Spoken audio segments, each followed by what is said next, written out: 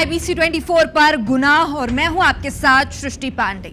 सोनम आज 15 दिन बाद भी लापता है। पति राजा की मौत हो चुकी है, लेकिन मामले में अब पुलिस के हाथ अब तक खाली हैं। एक स्पेशल रिपोर्ट के जरिए आपको दिखाते हैं कि इस पूरे मामले में आज क्या हुआ है।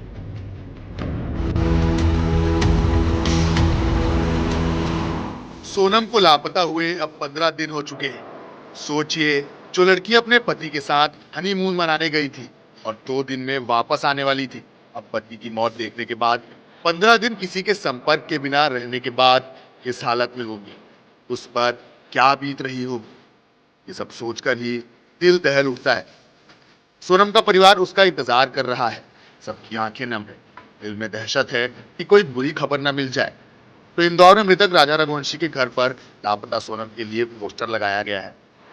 वो ससुराल वाले जो बहू बेटे के हनीमून से वापसी के बाद के साथ हंसी खुशी रहते, बेटे की मौत और बहू के लापता हो जाने से पूरी तरह टूट चुके हैं। घर पर लगे पोस्टर में लिखा है, सोनम की यही पुकार, कब देखेंगे घर का द्वार। तो मामले में राजा और सोनम रघुवंशी का एक और सीसीटीवी फुटेज भी सामने आया है। शिलोंग में स्कूटी से एक होटल पर आते दिख रहे हैं। होटल पर बैग रखने के बाद राजा और सोनम घूमने निकले थे। ये सीसीटीवी फुटेज 22 मई का बताया जा रहा है। इधर परिवार ने सोनम को खोजने के लिए 5 लाख का इनाम रखा है। इधर भाई गोविंद तो सोनम को खोजने के लिए शिलोंग गया था, उसे धमकियां मिल रही हैं। गोविंद ने खुद की सुरक्षा के लिए शिलोंग पुलिस के अधिकारियों से मुलाकात की है। शिलोंग के स्थानीय लोग भाई को सावधान रहने के लिए कह रहे हैं। जिस तरह से मामला आगे बढ़ रहा है, इस घटना में नए नए एंगल भी सामने आ रहे हैं। अगर भाई को धमकी दी जा रही है, तो हो सकता है खोजबीन और इस मामले को तूल पकड़ता देख अपराधी घबरा गए हैं। ऐसा भी हो सकता है कि घटना में किसी पहुंच और पावर वाले लोगों का हाथ हो, तो इस मामले को दबाना चाहते हैं। घटना की गंभीरता को देखते हुए मध्य प्रदेश के सीएम मोहन यादव ने भी अमित शाह से सीबीआई जांच की मांग की है। उन्होंने इस मामले को लेकर एक्स पोस्ट किया। सोनम के लिए युवतियां सड़कों पर उतर आई, हाथों में पोस्टर लेकर ये न्याय की मांग कर रही है। युवतियां मंगल सिटी मॉल के बाहर एकत्रित हुई, जहां उन्होंने सोनम को सकुशल वापस लाने की मांग रखी। मामला बड़ा है और पुलिस के हाथ अब तक खाली। देखना होगा कि सोनम कब तक वापस मिल पाती है, और अगर सोनम को कुछ हो जाता है तो ये मेघालय सरकार और पुलिस के माथे पर बड़ा दाग होगा। Bureau report, IBC 24। इधर छत्तीसगढ़ में शहरों की सड़कें अब मौत का रास्ता बनती जा रही है। राजधानी रायपुर में आए दिन खबरें आती है कि कार ने राह चलतों को उड़ाया, खासकर रात के वक्त जब चालक नशे में होते हैं और रास्ते पर चलने वाले कोई गलती नहीं होती है। और रात के अंधेरे में ये नशेबाज कई जिंदगियां ले चुके हैं। ताजा मामला आपको बता दें, बिलासपुर से सामने आया। दिखाते हैं आपको दर्दनाक घटना की लाइव तस्वीरें।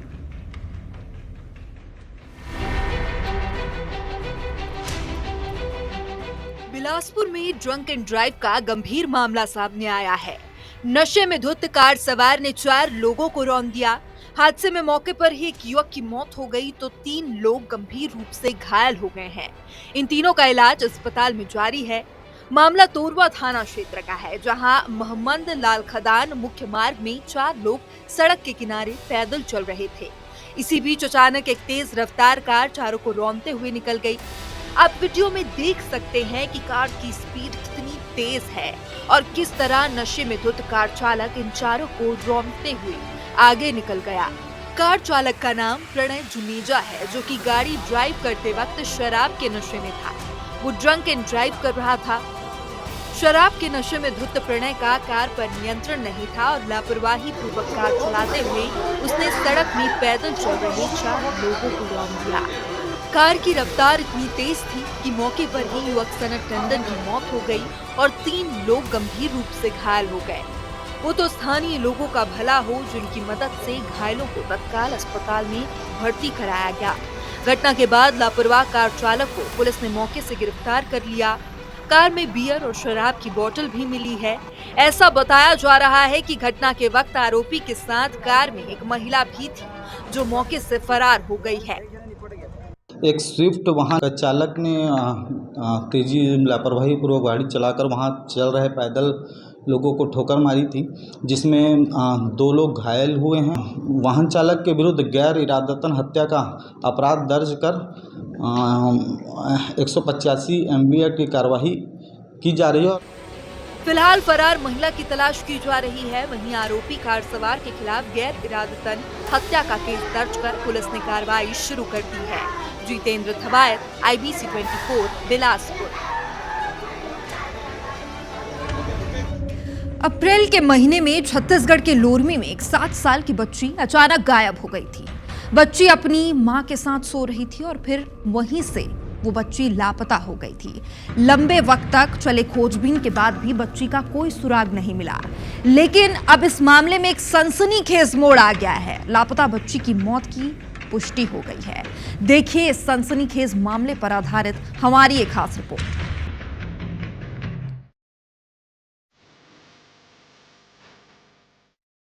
लोरमी अपहरण कांड, गायब हो गई 7 साल की मासूम बच्ची का अब तक नहीं मिला कोई सुराग।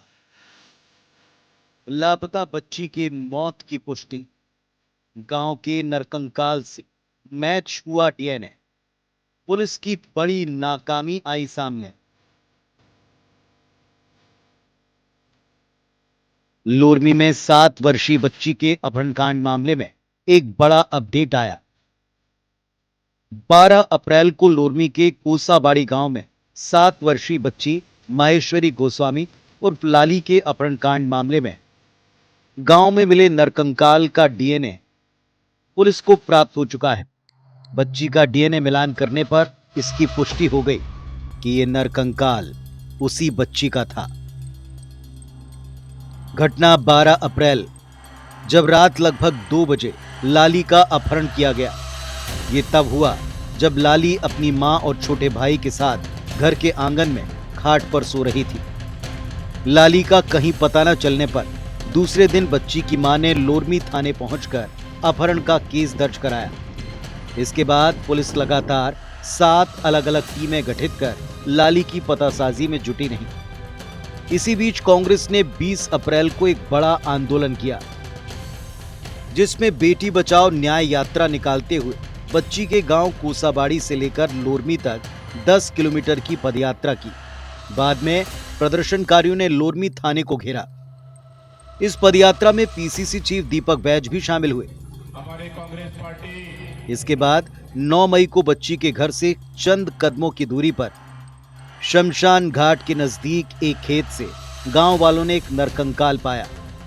पुलिस ने मौके पर पहुंचकर नरकंकाल को जब्त कर DNA सैंपलिंग कर उसे फॉरेंसिक लैब जांच के लिए भेजा। शुक्रवार को पुलिस को उसकी DNA रिपोर्ट मिली और इस रिपोर्ट में नरकंकाल लापता बच्ची का होना पाया गया। इसकी पुष्टि जिले के SP भोजराम पटेल ने कर दी है। हाल ही में चूंकि हम लोगों को अस्थि मिला हुआ था और उस पर हम लोगों ने पोस्टमार्टम रिपोर्ट के पश्चात में DNA जांच के लिए फोरेंसिक भेजा था। फोरेंसिक्स हम लोगों को रिपोर्ट प्राप्त हो चुका है, जिसमें फोरेंसिक से प्राप्त रिपोर्ट के आधार पर DNA मतलब लाली जो DNA है वह उस बच्ची और उसके माता पिता दोनों से मैच हो गए। संबंध में हमारा मुंगेली पुलिस का प्रयास है कि जल्द से जल्द इस पर हम लोग पहुँच करके जितना जल्दी हो सके इसका हम लोग खुलासा करें। पुलिस ने इस मामले में बच्ची की मां पुष्पा गोस्वामी और भाभी रितु गोस्वामी का पॉलीग्राफ टेस्ट और ब्रेन मैपिंग टेस्ट भी कराया। इसके अलावा बच्ची की मां, पिता और भाभी के नार्को टेस्ट की अनुमति न्यायालय से लेकर अब इनका नार्को टेस्ट कराने की तैयारी। फिलहाल बच्ची के मौत की पुष्टि की खबर गांव में आग की तरह फैली है। इस मामले ने पुलिस पर भी सवाल उठाए हैं। वक्त रहते अगर पुलिस वाले परिवार वालों की शिकायत पर तवज्जो देते तो शायद बच्ची जीवित बच सकती थी। सौरभ दुबे, IBC 24, लोरमी। एक बार फिर जबलपुर से ही दिल दहला देने वाली वारदात सामने आई है। इस घटना का अपराधी नशा है और नशे को खुद पर हावी होने देने वाला मन भी है। और इस घटना में सजा मिली 2 मासूमों को जिनकी कोई गलती नहीं थी। देखिए क्या है पूरी वारदात। नशा अच्छों का जीवन खराब कर देता है। नशे की वजह से घर टूटते, रिश्ते टूटते हैं और टूट जाती है सांसें। मध्य प्रदेश के जबलपुर में भी ऐसा ही हुआ। यहां एक शराबी पति ने अपनी पत्नी की हत्या कर दी। नशे का खुमार उस पर ऐसा सवार था कि उसने ये भी नहीं देखा कि वो अपनी बच्ची को भी इस दौरान हानि पहुंचा रहा है, जबकि मासूम बच्ची बुरी तरह घायल हो गई। इस मासूम का मेडिकल कॉलेज अस्पताल में इलाज जारी है। सूचना मिलने पर तत्काल बल पहुंचा और उनको एम्बुलेंस के माध्यम से मेडिकल कॉलेज तक लेकर गया गया, जिसमें जो पत्नी थी राधा भूमिया, उनको लाते समय उनकी मृत्यु हो चुकी थी। बालिका है, वो अभी आईसीयू में एडमिट है। घरेलू विवाद था, आपसे अभी और पूछताछ कर रहे हैं। उनका जो बेटा है उससे भी पूछताछ कर रहे हैं, तो आगे उसमें कार्रवाई करेंगे। घटना को अंजाम देने के बाद आरोपी फरार है और बताया जा रहा है कि आरोपी देर रात शराब के नशे में घर पहुंचा। इसी दौरान पति और पत्नी के बीच विवाद हुआ, जिसके बाद आरोपी ने अपनी पत्नी और बेटी पर हमला कर दिया। मौके पर मौजूद बेटे ने घटना की जानकारी पुलिस को दी। वहीं पुलिस ने केस दर्ज कर आरोपी की तलाश शुरू कर दी है। हम ऐसे मामले अक्सर देखते हैं जहां नशा पति पत्नी के बीच विवाद का कारण बनता है और फिर नशे में ही ऐसे जानलेवा वारदात सामने आते हैं। इस वारदातों से न केवल जाने जाती हैं, बल्कि एक परिवार टूट जाता है। अब जबलपुर का ये परिवार हमेशा के लिए दुख के साए में चला गया है। मां की मौत हो गई है और हत्यारा कोई और नहीं बल्कि पिता ही है, जो आज नहीं तो कल पुलिस की गिरफ्त में होगा और बस पीछे रह जाएंगे तो दो मासूम बच्चे, इनकी कोई गलती नहीं थी। Bureau report, IBC 24। पति पत्नी का पवित्र रिश्ता अब कलयुग में कलंकित होता जा रहा है। हाल फिलहाल ही में हमने ऐसे कई मामले देखे जहां पर पत्नियों ने अपने पति की हत्या करवा दी या फिर उनके साथ कुछ गलत किया, तो कई मामलों में पति ने ही अपनी पत्नी को मौत के घाट उतार दिया। और ताजा मामला रायसेन का है, जहां पर ऐसा ही कुछ देखने को मिला है। देखिए रिपोर्ट।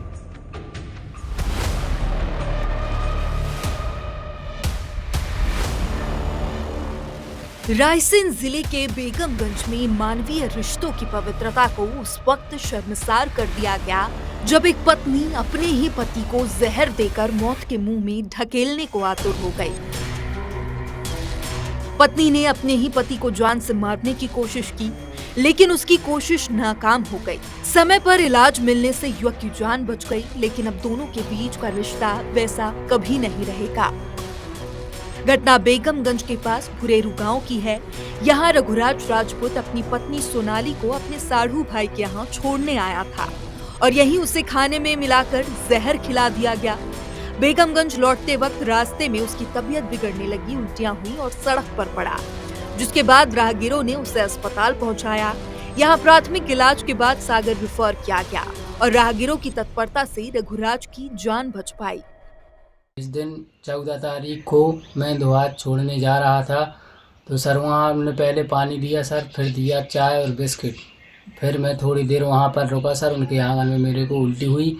मैं वहाँ से थोड़ी दूर तक निकला, सागौनी और देहात के बीच में आकर सर मैं बेहोश हो गया।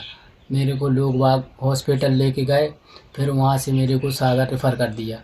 रेफ़र करने के बाद मेरा इलाज अभी भी चल रहा है सर, भोपाल का इलाज।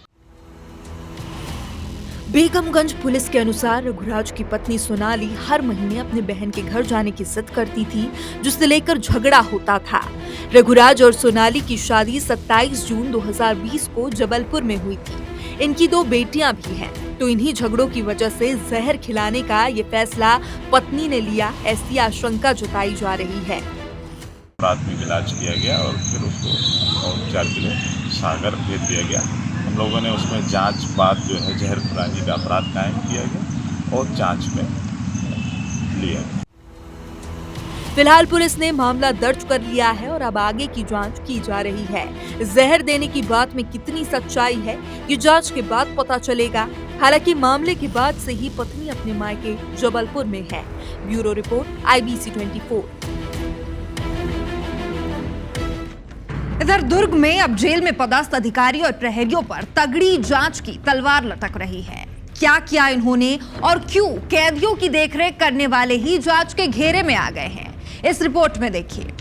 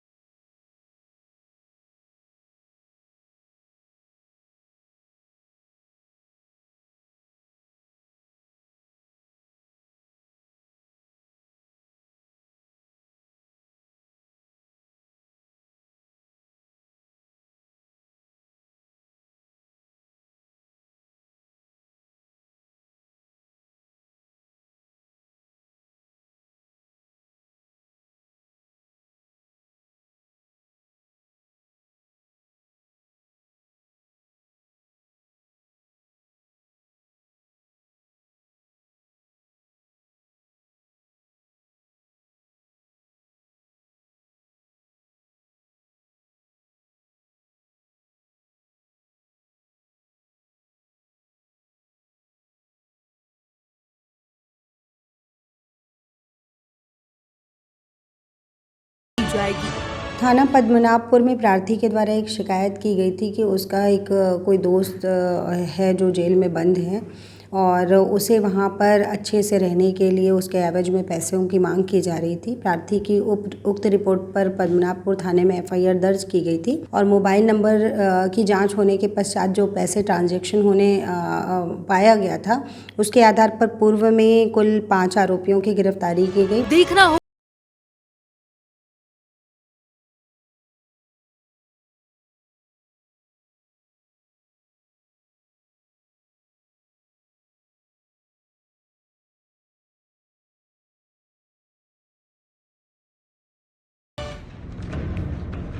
इधर इंदौर के लसूड़िया थाना क्षेत्र में बजरंग दल के कार्यकर्ताओं ने खूब हंगामा काटा और एक पग में आयोजित डीजे शो को बंद करवाने के लिए जमकर नारेबाजी की।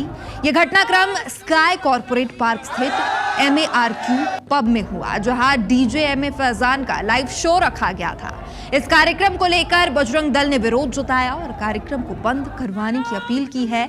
और बजरंग दल के विभाग सह संयोजक अविनाश कौशल ने आरोप लगाया कि DJ MA फैजान इससे पहले भी धार्मिक भावनाओं को ठेस पहुंचा चुका है और वो शिव तांडव और राम धुन जैसे भजन बजाते हैं और लोग नशे की हालत में थिरकते हैं। बजरंग दल का कहना है कि उनके कार्यकर्ता शांतिपूर्वक शो बंद करवाने पहुंचे थे, लेकिन पब के बाउंसरों ने विवाद शुरू कर दिया। और वही इस मामले पर पुलिस का कहना है कि हंगामे की सूचना मिलते ही पुलिस मौके पर पहुंची थी, लेकिन किसी भी पक्ष की तरफ से कोई शिकायत नहीं मिली है। माँ फैजान एक ट्रांसजेंडर महिला है, विवादित है। उसने पूर्व में भी इस पब के अंदर शिव तांडव, रामधुन इन पे गाने गवाए हैं और शराब के नशे में सबको नचाया है। उसके विरोध में हम लोग शांतिपूर्वक उसका शो बंद करवाने गए। जब सब शो बंद करवा रहे थे तो अंदर से कुछ बाउंसरों ने बाटलों से हमला कर दिया और कुछ हमारे किसी कार्यकर्ता को भी सर में लगी है।